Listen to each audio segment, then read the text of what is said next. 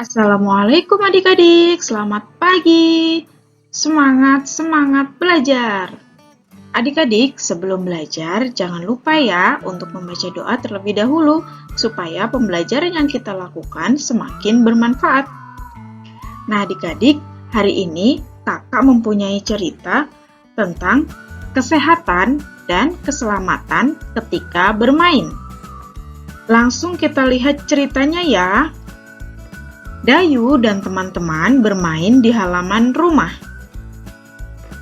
Sebelum bermain, kebersihan lingkungan harus diperhatikan.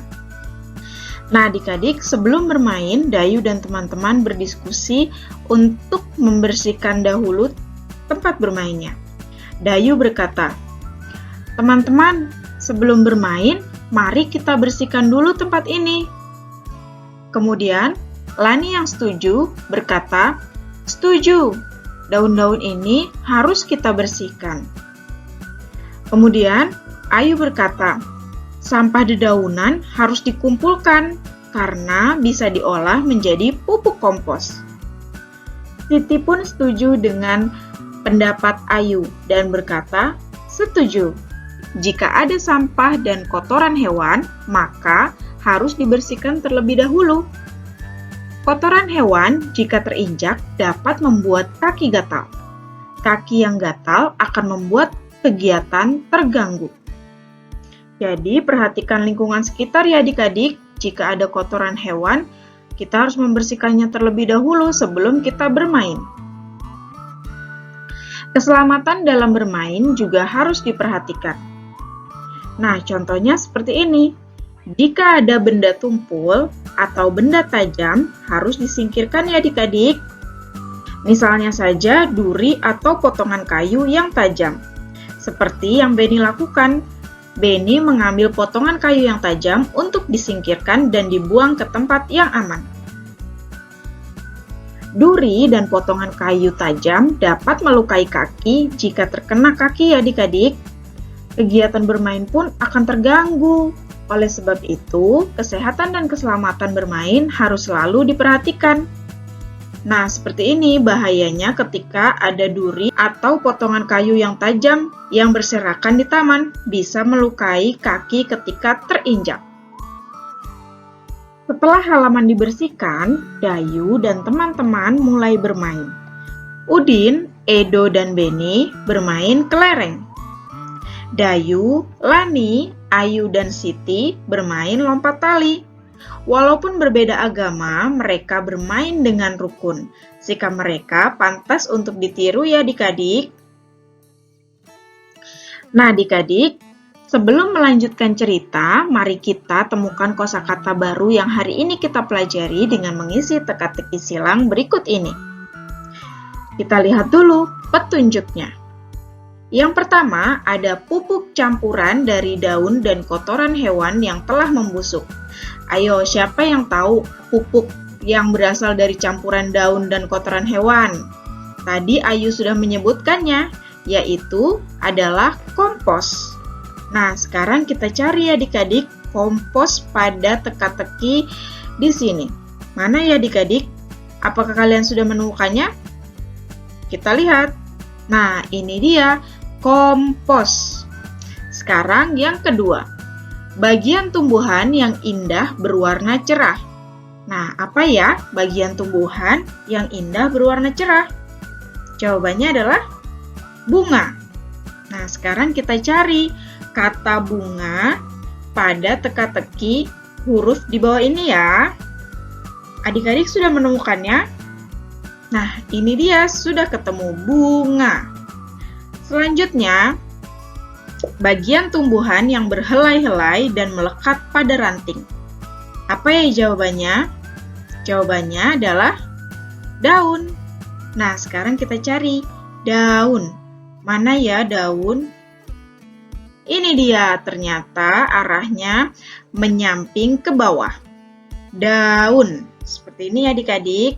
Oke, berarti semua kosakatanya sudah kita temukan pada teka-teki. Diingat-ingat ya adik-adik. Bermain kelereng dan bermain tali dapat membuat tangan kotor. Ayah mengingatkan anak-anak untuk mencuci tangan setelah bermain. Ayah berkata, "Nak, setelah bermain nanti harus cuci tangan ya. Di depan itu ada keran air. Di sana ada juga sabun dan spons."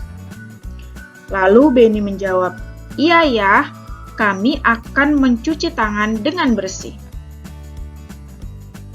Mencuci tangan setelah bermain merupakan salah satu cara menjaga kesehatan badan. Menjaga kesehatan badan itu penting. Hal ini dilakukan agar terhindar dari penyakit. Penyakit akan mudah datang apabila kurang memperhatikan kesehatan badan. Jika badan sakit, semua kegiatan akan terganggu. Nafsu makan pun akan berkurang. Nah, adik-adik, banyak cara yang dapat dilakukan untuk menjaga kesehatan badan. Beberapa cara yang dapat dilakukan adalah, yang pertama, kita harus mandi secara teratur. Kita bisa mandi 2 kali sehari, yaitu pagi dan sore. Kita dapat menggunakan sabun mandi agar lebih bersih adik-adik. Jadi ketika mandi kita harus menggunakan sabun mandi. Kemudian, kita juga harus mencuci tangan sebelum dan sesudah makan. Nah, selain itu, kita juga harus mencuci tangan setelah buang air kecil atau buang air besar. Kemudian, kita juga harus mencuci kaki sebelum tidur. Kemudian, menggosok gigi setelah makan dan sebelum tidur juga sangat penting ya adik-adik, supaya gigi kita tetap sehat dan bersih. Dengan demikian, badan akan menjadi bersih dan sehat. Jika badan sudah bersih dan sehat, maka penyakit tidak akan mudah menyerang kita.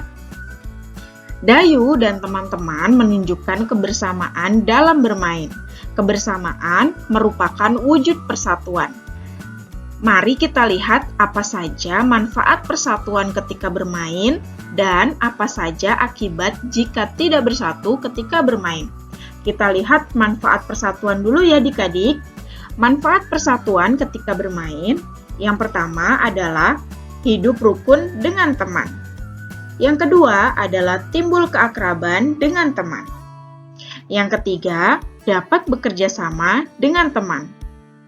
Yang keempat, disenangi teman dan memiliki banyak teman. Wah, bagus sekali ya manfaat persatuan ketika bermain ini adik-adik. Hidup menjadi rukun dan damai, dan kita juga bisa memiliki banyak teman. Nah, selanjutnya adalah akibat jika tidak bersatu ketika bermain. Yang pertama adalah terjadi pertengkaran. Yang kedua, tidak akrab dengan teman. Yang ketiga, tidak dapat bekerja sama. Yang keempat, dijauhi teman dan tidak memiliki banyak teman. Banyak sekali akibatnya ya adik-adik, dan kita tidak mau sampai terjadi pertengkaran atau sampai dijauhi teman dan tidak memiliki teman. Pastinya kita lebih senang jika kita memiliki banyak teman dan akrab dengan teman-teman. Ketika mencuci tangan tadi, Dayu dan teman-teman menggunakan sabun dan spons agar mencuci tangan lebih bersih. Nah, adik-adik perhatikan bentuk sabun dan spons ini ya. Bentuknya adalah seperti ini. Ada yang tahu? Apakah adik-adik ingat bentuk apakah ini? Ini adalah bentuk bangun ruang balok. Ya, betul sekali. Sabun dan spons berbentuk kotak seperti balok.